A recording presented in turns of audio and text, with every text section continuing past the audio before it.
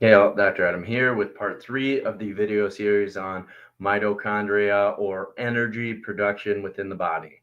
Now, we can't talk about good energy without talking about nutrition. So, nutrition is the fuel that we put into our body to get the outputs, and that's huge.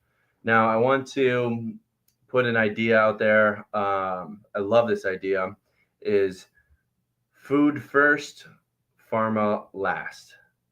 So food first, pharma last approach. And I'm honestly going to put supplements in the middle of this because you can't out supplement a poor diet. So food first, pharma last. Now, when we're talking about this, there's tons of resources within our clinic. You can, the 5 Essentials to Real Health book. We have Mackenzie, our nutritionist. Tons of ideas, tons of recipes, tons of literature. But let's just really think of how many people right now are walking that are nutrient deficient. Okay, that might not be caloric deficient, but nutrient deficient. Here, our clinic will recommend Baseline as a whole food multivitamin for men and for women that fills in a lot of the gaps. At the highest level, we have the Daily Essentials Pack or the Foundational 3, which is a blended, form of supplements or multiple supplements with that.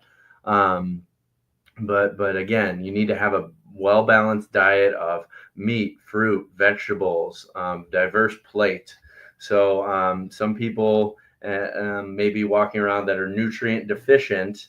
And again, I'm not caloric deficient. Somebody can be, have tons of empty calories that maybe fill them up or hit the caloric number, but, missing vitamin A, vitamin E, D, K. I mean, again, this is a long list. So one thing that I would advocate is, well, go back to your 5 Essentials book, dive in on the chapter of nutrition. There's a lot to do here, and that's more of like a lifelong journey rather than a destination. Okay, and we all start at different spots of this journey. Now, another good thing or thing to think about would be eating, meat or getting enough protein, specifically eating like meat as far as nose to tail. So you eat liver. Have you eaten liver? Liver is super high in iron. It's super high in vitamin A. There's a ton of benefits, tons of micronutrients.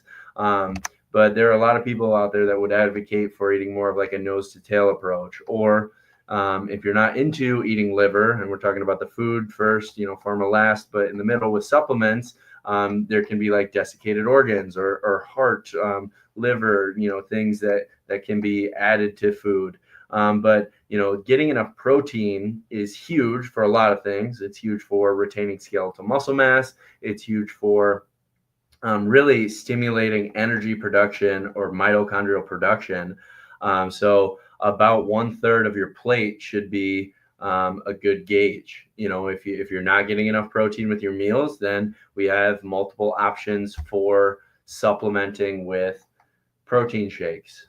Okay. If you work out, you're generally going to need more. Now, another part of this, or for thinking about energy production within your body, a really great example, and I know Dr. Jared's done videos on this before, but if you are on a statin or a statin drug, you should also be taking CoQ10, like a high quality, a chelated, a whole food source, CoQ10. And that really, if you're going, and I'm not going to break down all the individual pathways of metabolism of energy production, but CoQ10 is a big one there. So that's just another example of supplementing to help get good energy. All right. So balanced diet, lots of fruits and vegetables, tons of resources for it. If you work out, you're going to need more protein, but hopefully this is helping you keep happy, healthy,